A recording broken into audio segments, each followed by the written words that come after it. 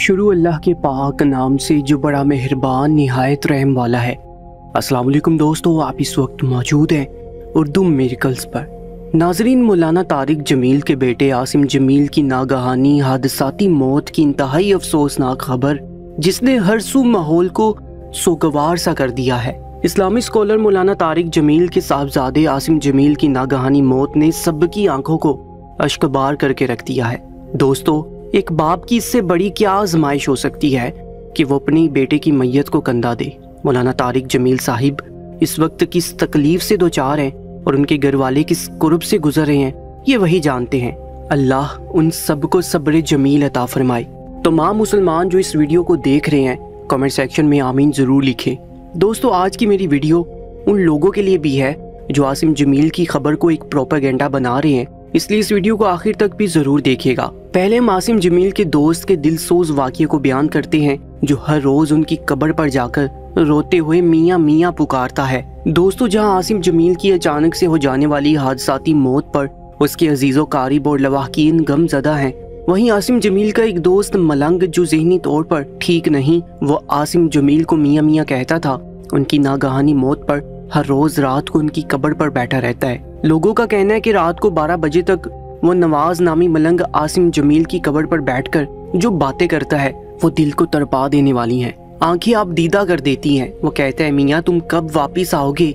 मियाँ मुझे तुम्हारा इंतजार है, जल्दी से वापिस लौट आओ। तुम मुझे साफ कपड़े पहनने को देते थे, मुझे प्यार से गले लगाते थे। दोस्तों, उस मलंग की शिद्दत मोहब्बत का ये आलम है कि वो रात देर तक आसिम जमील की कब्र पर बैठा रहता है, रोता रहता है। अगर कोई ये कह दे कि मियाँ अल्लाह के पास चला गया है, अब कभी वापस नहीं आएगा, तो वो इश्ताल में आकर लोगों को मारने लगता है, खुद को पीटने लगता है, कहता है मेरा मियाँ मुझसे प्यार करता है, वो आएगा।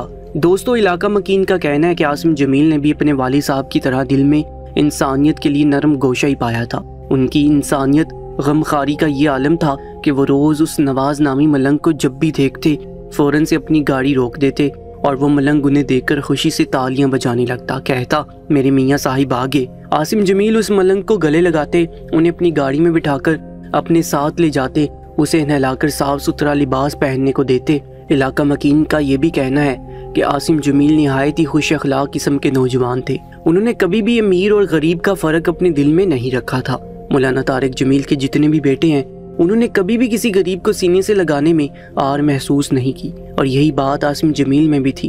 इलाका मुकीनों का कहना था कि अगर कोई मिट्टी से अटे कपड़ों के साथ भी उनके सामने आता तो वो उसे भी गले लगा लेते, कभी इसे हकारत की नजर से नहीं देखते। दोस्तों, जो शख्स इस कदर इंसानियत की मोहब्बत अपने दिल में रखता हो, जिसके जनाजे पर लाखों लोग अश्कबार हों, उस शख्स के बारे में इस तरह की गुफ्तगू करना जिससे कि उनके घर वालों के दुखी दिल मजीद गमजदा हो जाएं, निहायत ही अफसोस की बात है। सोशल मीडिया पर जिस तरह की वीडियो आसिम जमील के बारे में दिखाई और बताई जा रही हैं, उसे देखकर दिल खून के आंसू रोता है। दोस्तों, ये हर शख्स जानता है कि मौलाना तारिक जमील ने दुनिया जहां में अपनी तबलीगी जमात के जरिए बहुत से नौजवानों को राह रास्त दिखाई और मसाजिद और मदारिस को चलाने के लिए पुराना फरसूदा तरीका चंदा इकट्ठा करने की बजाय इस तरफ तरगीब दिलाई कि अपने कारोबार को वसी करके इसके मुनाफे से मदारिस और मसाजिद बनाई जाएं, ना कि कशकोल उठाकर दूसरों के सामने हाथ फैलाए जाएं। इसी तरह जहां मौलाना तारिक जमील से मोहब्बत करने वाले लोग मौजूद हैं, वहीं इनसे हसद करने वाले की भी कोई कमी नहीं। दोस्तों, जब ऐसी मशहूर शख्सियत के घर पर कोई हादसा पेश आता है तो लोगों की तनकीद शुरू हो जाती है।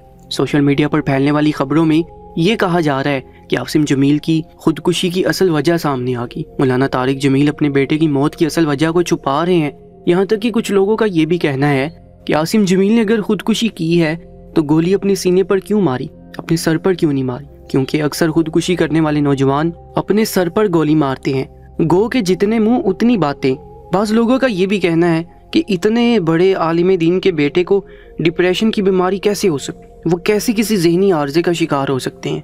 इसी तरह के बहुत से सवाल सोशल मीडिया पर गर्दिश कर रहे हैं जिससे कि लोगों को मुंतशिर किया जा रहा है। कुछ का कहना है कि ये कत्ल केस है जो कि एक बहुत बड़े झगड़े के बाद पेश आया, लेकिन इस बात को छुपाया जा रहा है। इसी तरह अपनी खबरों को सनसनीखेज बनाकर लोगों के सामने पेश करके लोगों के जहनों में ऐसे सवालात डाले जा रहे हैं जो कि मौलाना साहिब और उनके घर वालों के लिए शक्को शुबात को पैदा करें। इसलिए जब आसिम जमील की नागहानी मौत का वाकया पेश आया और उनकी खबर सोशल मीडिया पर जैसे ही वायरल हुई तो मौलाना तारिक जमील के बड़े बेटे शिद्दत गम के बावजूद भी सोशल मीडिया के सामने आए और ख़ुद बयान दिया कि उनके भाई को किसी ने भी कत्ल नहीं किया, बल्कि वो एक ज़हनी आर्जे में मुब्तला थे जिसकी वजह से ऐसी नागहानी मौत वाक़या हुई।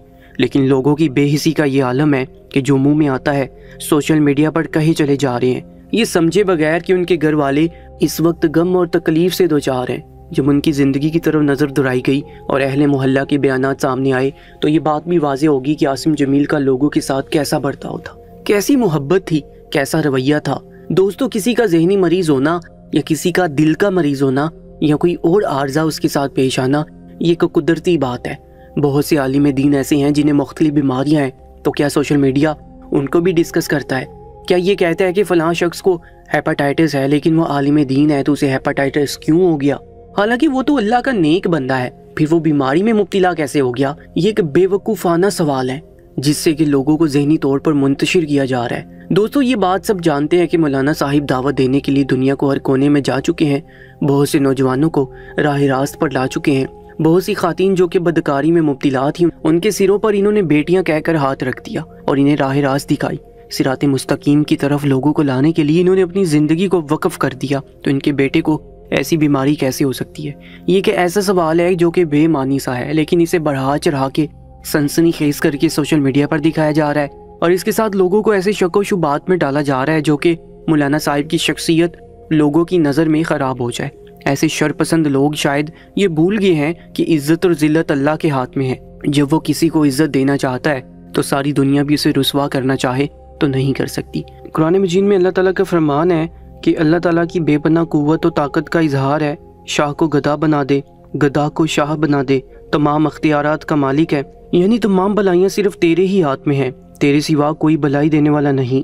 शर का खालिक भी अगरचे अल्लाह ताला ही है, लेकिन जिक्र सिर्फ खैर का किया गया है, शर का नहीं, इसलिए कि खैर अल्लाह का फजल महज है बखिलाफ शर के। ये इंसान के अपने अमल का बदला है जो इसे पहुँचता है, या इसलिए कि शर भी इसके क़ज़ा कदर का हिस्सा है जो खैर को मुतज़िन है। इस एतबार से इसके तमाम अफ़ाल खैर में सल्तनत हुकूमत बल्कि कायनात का ज़रा ज़रा अल्लाह ताला की मलिक है, जिसे चाहे अता फरमाए।